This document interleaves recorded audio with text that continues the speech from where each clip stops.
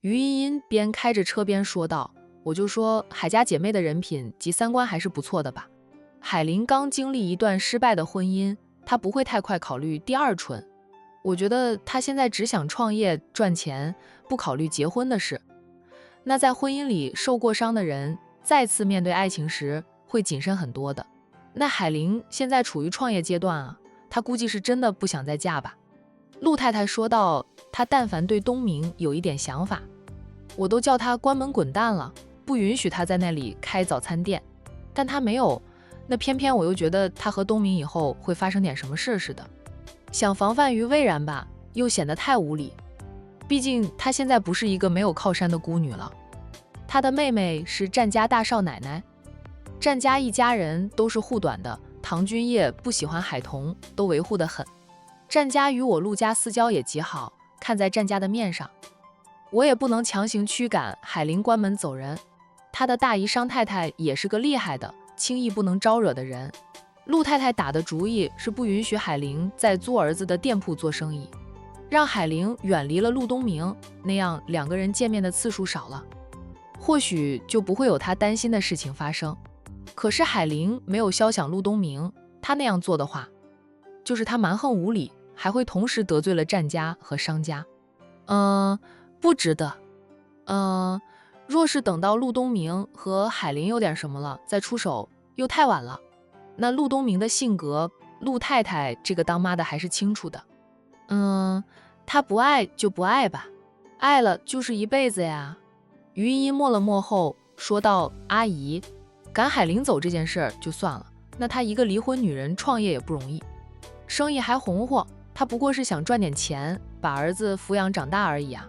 如果陆四哥和海玲真的发生点什么，我和海玲公平竞争，我就不信我会输给海玲。若是真的输给了她，我也接受在爱情的世界里，并不是强者就一定是爱情的胜利者的。每个男人喜欢的类型不一样，有些人啊，单纯就想要个妻子，不要求妻子多有本事；有些人喜欢女强人，夫妻俩强强联手。那陆四哥喜欢什么样的，我们现在也不确定。陆太太叹口气，茵茵只能靠你自己了。不过，不管什么时候，阿姨都是站在你这一边的。现在海玲是没有想过东明，如果以后她会爱上东明，我也不会同意这门亲事，不会让海玲嫁入我陆家大门的。我的儿子连个女朋友都还没有，怎能娶个离婚带孩子的女人？于茵茵笑道：阿姨，我会努力的，不管结果如何，我努力了就不后悔。那现在的于茵茵呢，还是充满自信的。茵茵，阿姨真的好喜欢你，希望你和东明能有个结果，加油嘞！阿姨等着你改口叫我妈。于茵茵笑。海童请着帮他编织工艺品的那几个人又来交货了，他检查过后觉得货品没有问题，结清了货款，再把新订单分给他们做。送走了几个同学后，海玲再把完成的工艺品打包好，通知快递来取件。不久后，快递小哥上门取走了所有快件后，海童看看时间，对小军说道：小军，我带洋洋去买点菜回来。去吧。沈小军的视线还在书本上，海童见他看得津津有味的样子，笑道：小军，咱们店里为数不多的都被你翻到烂了，你还看得那么入迷，要不你学着写吧，以你多年的老书虫的经验，写出来的保证能大火，然后出版成书。到时候我把你的书摆在咱们书店里最醒目的地方，就作为咱们书店里的镇店之宝啊。沈小军笑道：我就喜欢看，不喜欢写，像我这种懒人，只有美食能让我动一动，怎么可能会去写书呀？你以为写书很容易吗？想情节就能想到头秃。海童拿来了车钥匙以及他一直没有换掉的那只钱包，牵着小外甥准备出门去买菜。听了好友的话，他说道：把你和苏总的爱情写成，保管畅销。我和苏南的感情过于平淡，没有曲折，我连个情敌都没有，没什么可写的，倒是你和战少的故事可以写，但我不会写啊，要不你写自传。海童也笑，我也没有这个兴趣啊，我现在忙得很。明天晚上要陪我家那位参加宴会，你也去吧。去啊，苏南早就跟我说了呀。对了，我和苏南的订婚宴也快到了，你和战少一定要参加。我们俩的婚期则选在5·1之前。那家伙让他父母挑选最近的日子，猴急得很。那是苏总很爱你呀，想早点把你娶回家里，好好的宠着你。那沈小军笑，苏南是对他很好。他们俩的感情稳定，就虽没有轰轰烈烈，看似平平淡淡的，却幸福甜美。细水长流才能长久。我们去买菜了，很快就回来的。海童带着外甥出门，吩咐2名保镖不用跟随了，因为呢，暗中还有人跟着保护他。那2名保镖呢，便留在书店这里。海童刚走呢，商小飞就过来了。哦，知道海童是去买菜做饭，商小飞说道：“都是战家大少奶奶了，日子过得还和以前一样，没什么变化。这恰好也从侧面说明了战少对彤彤的爱。”沈小军说道：“彤彤想过什么样的日子，战少都宠着他，由着他，不会强硬的要求他改变。”那商小飞想了想后，不得不认同沈小军的话。洋洋他也带走了。带着去了。我是过来接洋洋的，想接洋洋去我家里玩玩。我嫂子妊娠反应很强烈，我大哥小军，你知道我大哥怎么说的吗？他心疼我大嫂吐的难受，竟然说要带我大嫂去打掉孩子，说什么看不得我大嫂受这样的罪。这2天我大哥跟家里僵着呢，说生孩子一点都不可爱。我就想着把洋洋接过去，让我大哥看看洋洋多么可爱呀。沈小军，你大嫂也想打掉孩子吗？商无痕和蓝晶结婚多年，现在才要的孩子。这个孩子呢，可以说是商家和蓝家共同盼了多年的。因为妊娠反应太严重，商无痕心疼老婆，竟然说要打掉孩子。沈小军见过宠妻的，还是第一次见到像商无痕这种为了老婆连孩子都可以打掉的丈夫。商小飞说道：“我大嫂当然不想打掉孩子，她也顾我大哥的思想工作，做不通呀。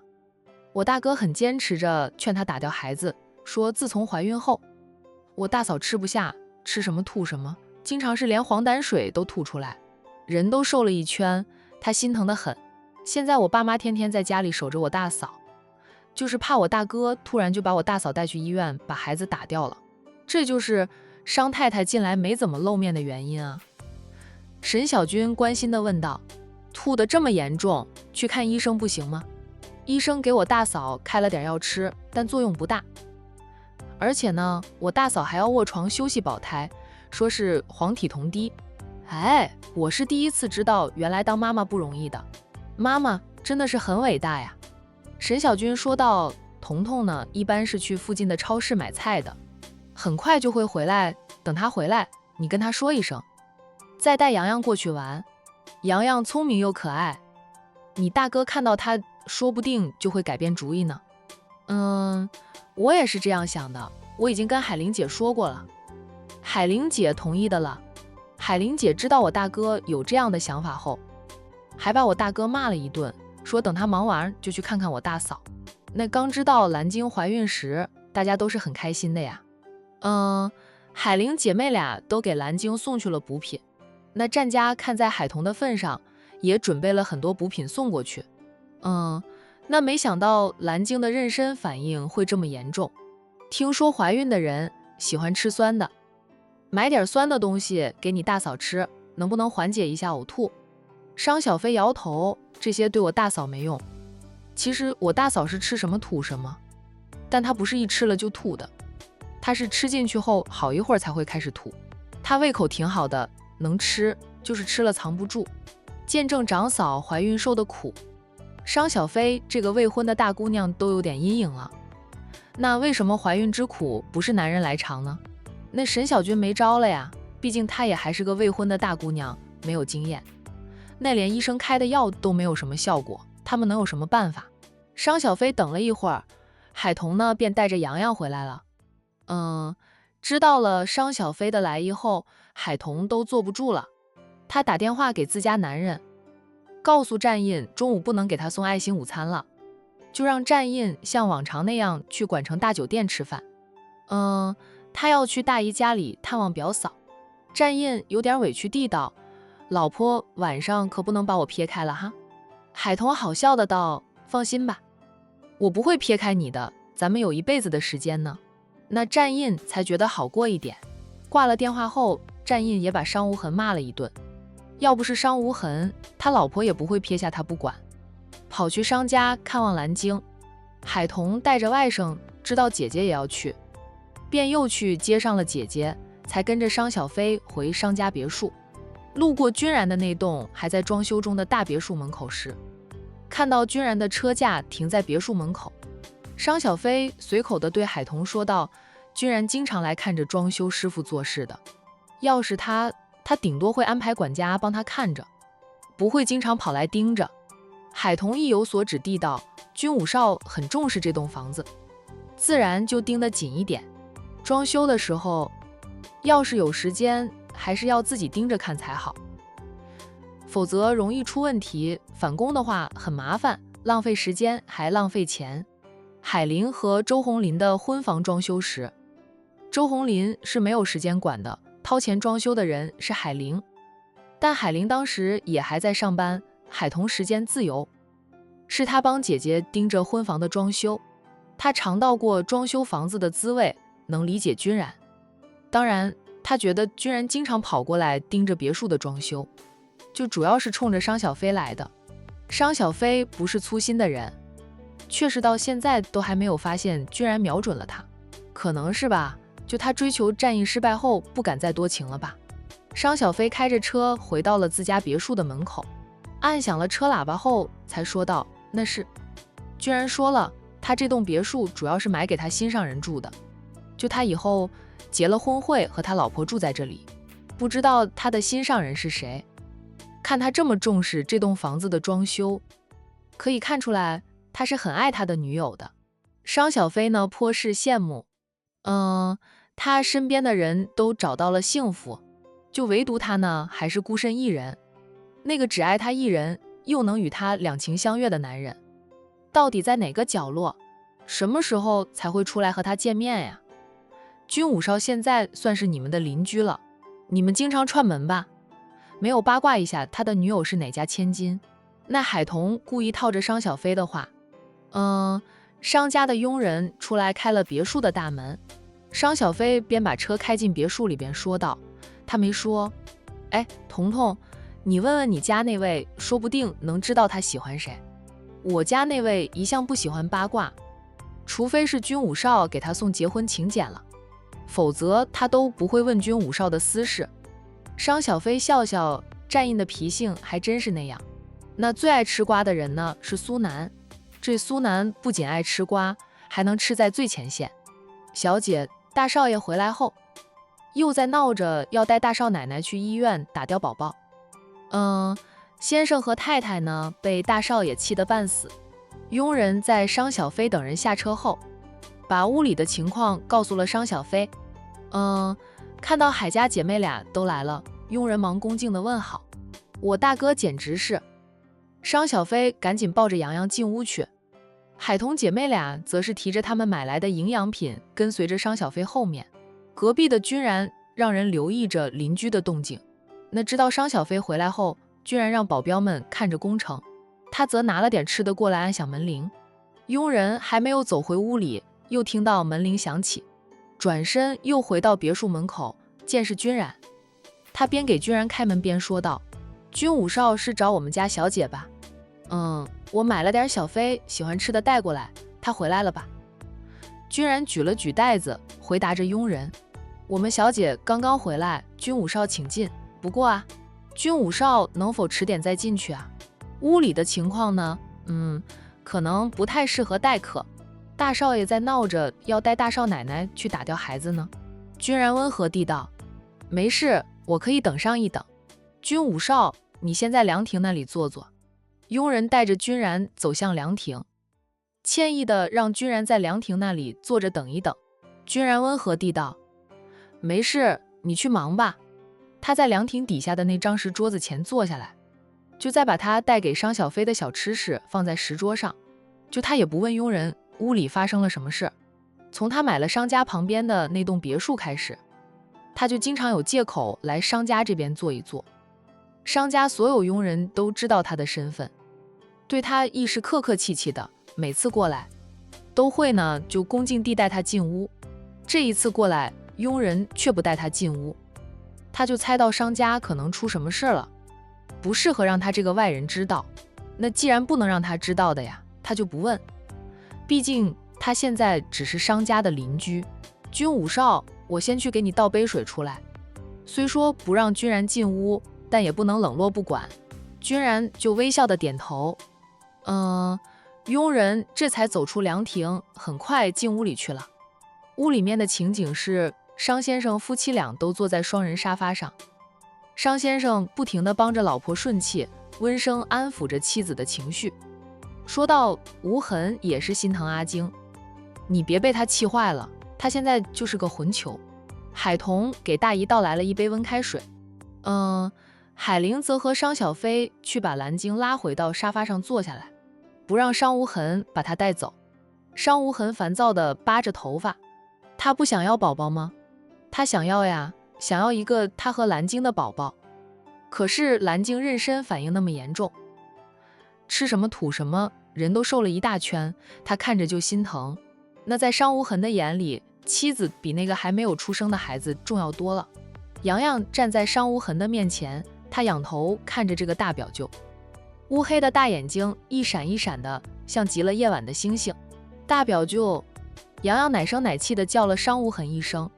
商无痕低头看着洋洋，哎，小家伙长得很好，皮肤白里透红，颜值也高，可爱的像是年画里走出来的小娃娃。哇，让人看到他就忍不住想抱起他，亲上好几口。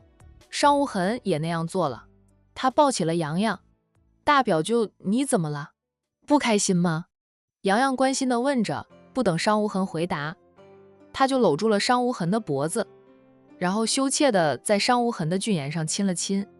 说到大表舅，我不开心的时候，妈妈就会亲亲我，然后我就很开心了。我也亲亲你了，你开心了吗？面对这么可爱的小宝宝，商无痕脸上染上了笑意。他用脸磨蹭着洋洋的嫩脸，软声说道：大表舅暂时开心了。要是蓝晶不用承受孕育孩子之苦，就能有一个属于他们夫妻俩的孩子，那该多好呀！就如果男人能怀孕，他绝对愿意代替蓝晶去承受这种痛苦。有名佣人呢，走到商小飞的耳边，小声地说了几句话。商小飞低声地吩咐着佣人什么，等佣人走后，他若无其事地对大嫂说道：大嫂，你别生气，我大哥现在就是中邪了一样，妈都骂他混球了。蓝晶是生气的，她嫁给商无痕这么多年，由于商无痕霸道，想独占她几年，所以婚后一直做着避孕措施，故而她嫁入商家后一直没有怀孕。外面的人都在私底下说她是个不会下蛋的鸡了。好不容易夫妻达成一致，要生个孩子了，她也如愿的怀孕。蓝晶对这个孩子是充满了期待的，虽说现在还没有胎动，但她知道腹中有个宝宝，是她和商无痕的宝宝，是夫妻俩血脉的延续。那女性天生带来的母爱被激发出来，蓝晶把自己肚里的宝宝看得比她生命还重要，她怎么舍得把孩子打掉啊？商无痕却吵着要带她去医院流产，说什么以后都不要孩子了，就夫妻俩过，还说什么他有兄弟俩，让弟弟娶妻生子，有个孩子继承商家的香火就行了，把蓝晶气得半死啊。他以为商无痕是嘴上说说而已，没想到他来真的。蓝晶只得把商无痕的想法告诉了婆家人，然后婆家就炸锅了。蓝晶还不敢把这件事告诉自己的娘家人，怕娘家兄弟过来把商无痕暴揍一顿。哎，你大哥居然连医生都约好了，小飞，我能不生气吗？蓝晶向小姑子投诉着丈夫的魂。商无痕抱着洋洋站在不远处看着妻子，说道：可是你这样很受罪，还不如终止妊娠。你若是喜欢孩子，咱们可以把洋洋接过来住，让洋洋天天陪着你。海童，你听听你这个表哥说的是什么混账话呀？商太太被大儿子气得心口都痛，拉着外甥女的手，说道：洋洋是海玲的儿子，又不是你夫妻俩的，你好意思把洋洋从海玲身边抢走吗？海童忙安抚着大姨的情绪，大姨，你别气坏了身体，我们好好的劝劝大表哥就行了，他也不是不喜欢孩子，只是心疼表嫂而已。那他又看向商无痕，说道：洋洋9月份就要上幼儿园了，也不能天天陪着表嫂呀。大表哥看着洋洋可爱吧？你和表嫂生的孩子肯定也会像洋洋这么可爱的，那是你和表嫂的爱情结晶呀，你就舍得不要啊？商无痕绷着脸，可是阿金老师土，你看看你表嫂都瘦了一圈，我看着心疼，怀个孕生个娃那么辛苦，还不如不生了。商太太想抄东西砸过去，左看看右看看，没有看到有东西可以砸人的。她起身走过去把洋洋抱过来，就踹了儿子一脚，骂道：怀孕是辛苦，你以为当妈妈很容易？你不要生孩子，就不要让阿金怀孕，怀上了就要把孩子生下来。虽说宝宝现在还没有成型呢，但也是一条生命，你让阿金去打掉，那就是杀人，杀你自己的孩子。你只看到怀孕辛苦，你知不知道流产对于女人来说是很伤身体的，宁愿生一个也不能留一个。流产比生孩子还要伤身体，现在阿金去流产的话也不能要留了，要做清宫手术的那种手术，对女人的伤害性更大。海玲也说到，表哥大姨说的都是事实，流产对女人的伤害很大的。表嫂现在快3个月了吧，再忍忍就不会吐的了。就算刚怀孕就流产都会很伤身体。海玲啊，你是过来人，你有什么法子让你表嫂不再吐吗？商无痕心疼妻子，看着妻子吃什么土，什么都心疼死了，想到过放弃孩子。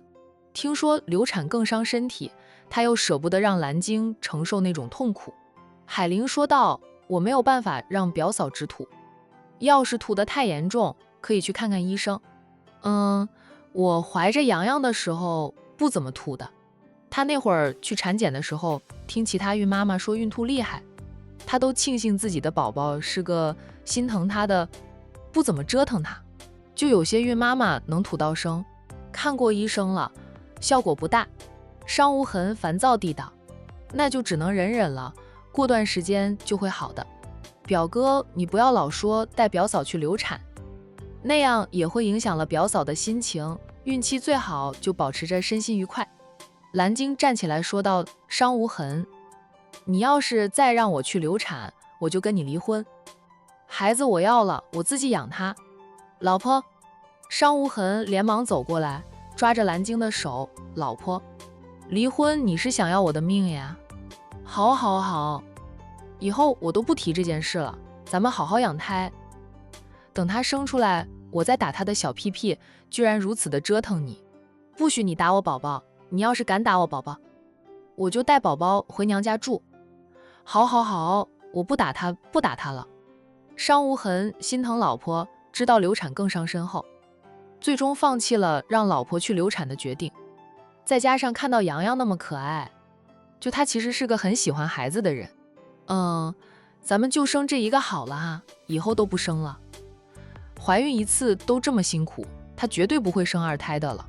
蓝晶见商无痕妥协了，不再说要打掉孩子，也顺着他的话说道：好好，咱们就生一个，不多生了。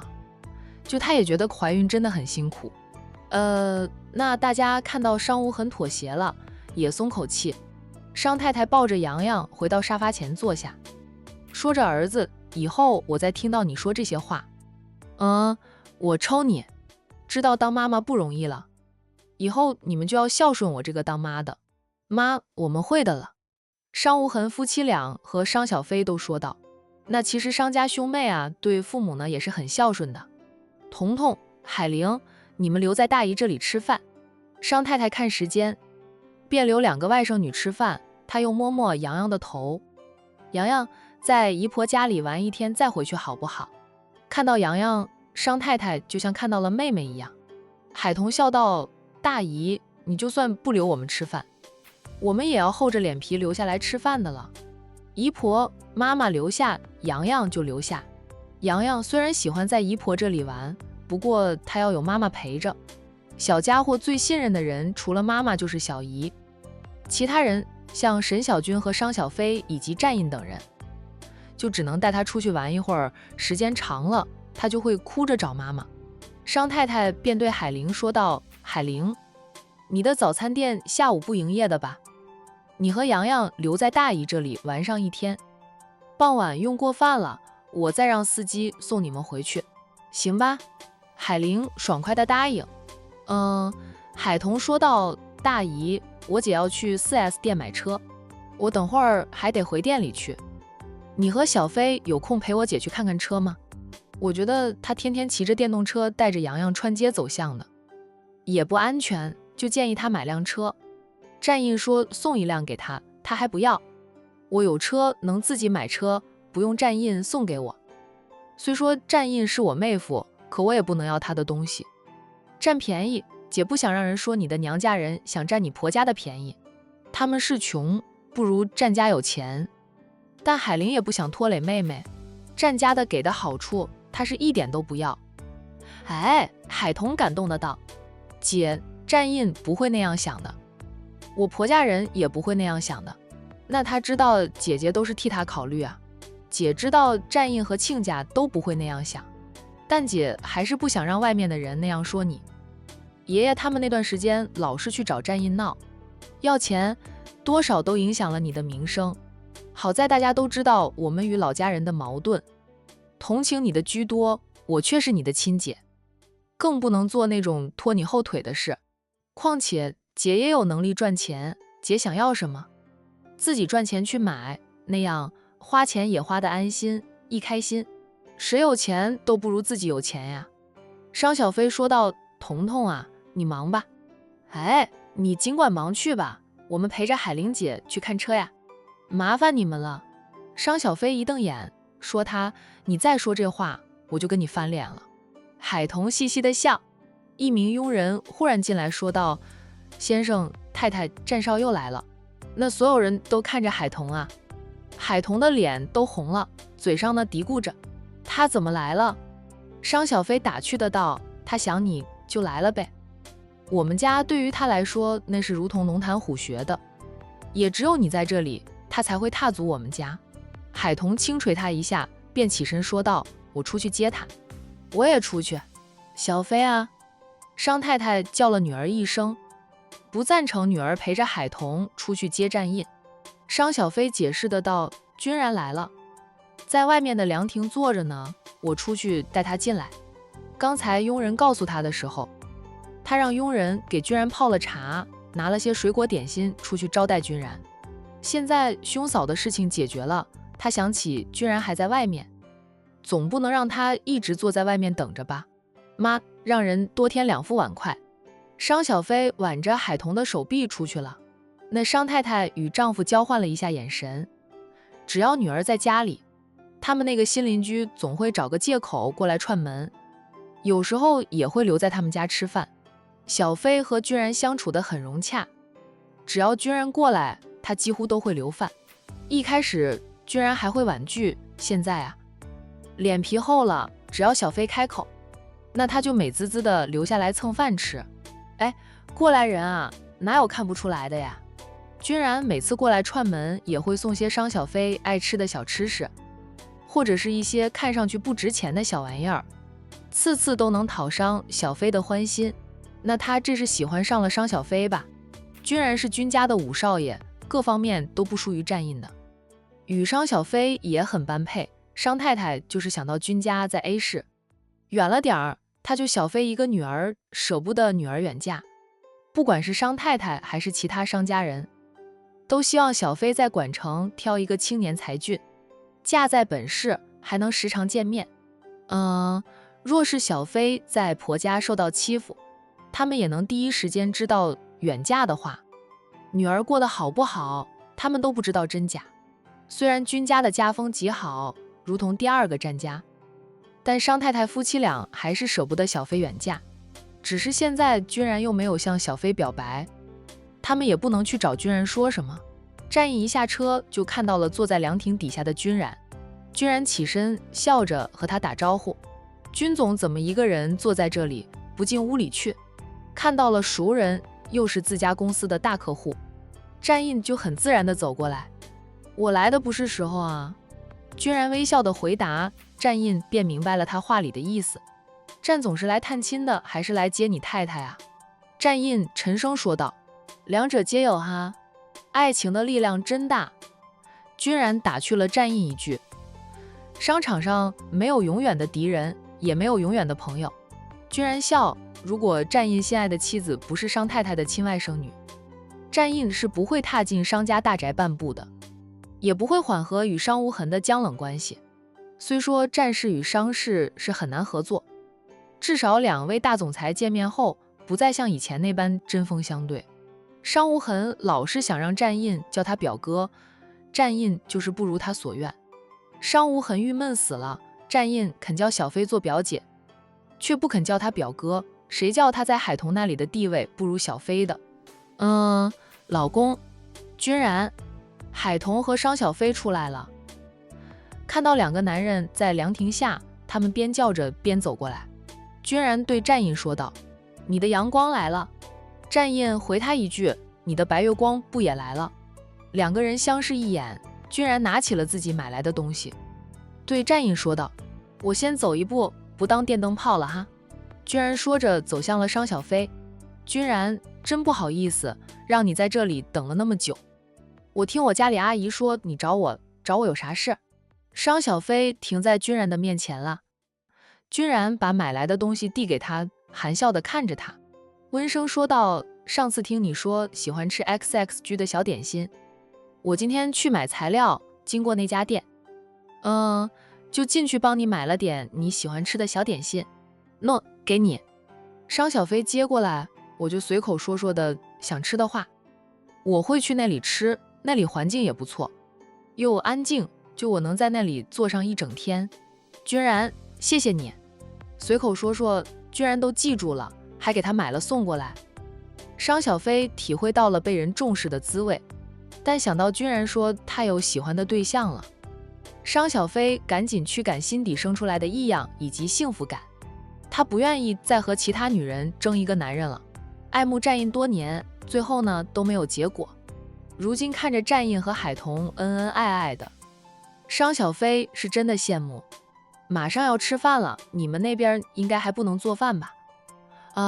要不要进去一起吃？居然在商家吃了数次饭，脸皮早就练得厚厚的了。他说道，我那边的厨房还在装修之中，是做不了饭的，这个点去酒店也很多人，未必有雅间呢，你请我吃饭，我就不客气了。商小飞笑着请他进屋，那至于战印夫妻俩呢，就用不着他招待了。海童站在战印身边，看着小飞和君然的背影，对身边的男人说道，他们俩很般配。战印只看海童，听了他话，他才看一眼那两个人的背影，淡淡的道，是挺般配的。君武少明显是喜欢小飞，但他没有向小飞表白。战印呢？老公，你能不能去探探君武少的口风？海童最盼着商小飞能开始新的恋情。每次他夫妻俩一起出现在小飞面前时，他总有一种自己抢走了商小飞所爱的负罪感。那商小飞是很喜欢战印的呀。战印知道爱妻的心思，他牵起海童的手，与他十指紧扣，一起走出凉亭，边走边说道，行，改天我帮你探探君总的口风。他若是真的喜欢商小飞，就鼓励他去追求商小飞。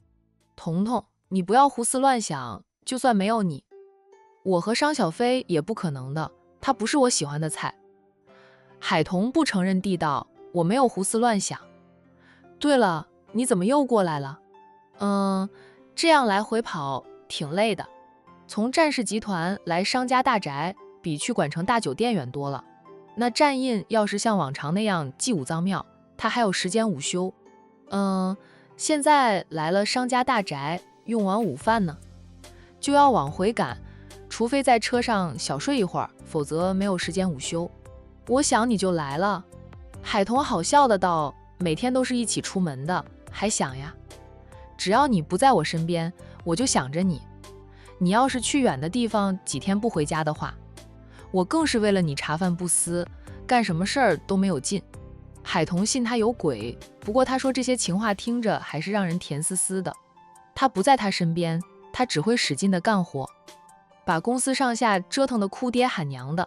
伤无痕还犯浑吗？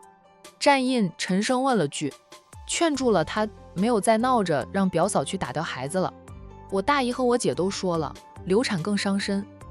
他心疼表嫂，就没有再嚷嚷着要打掉孩子。听小飞说，他闹了几天的了，我大姨都被他气得半死，怀孕。是真的辛苦，男人呀，一定要好好的疼爱珍惜那个愿意为你生儿育女的老婆。女人孕期辛苦，分娩时又是一条腿迈进鬼门关，等于是用自己的生命去换来宝宝的出生。战印停下来，偏头深情的道，彤彤，我会永远疼爱你，珍惜你的。海童笑，咱们结婚还不足1年呢，还处于保鲜期，你能不能做到永远珍惜我？那还得让时间来证明一切啊！我用一辈子来证明我对你的爱。战印低手在他的额上温柔一吻，见他微眯着眼睛很享受的样子，他干脆把他带入怀里，亲上他的红唇。不过他很快就放开了他，毕竟是在商家大宅里，不能太过分了。海童的脸皮呢，又不像他的那么厚。走吧，我们进去吃饭吧。在他放开后，海童睁开了眼睛，重新与他十指紧扣，一起走进那栋华丽的主屋。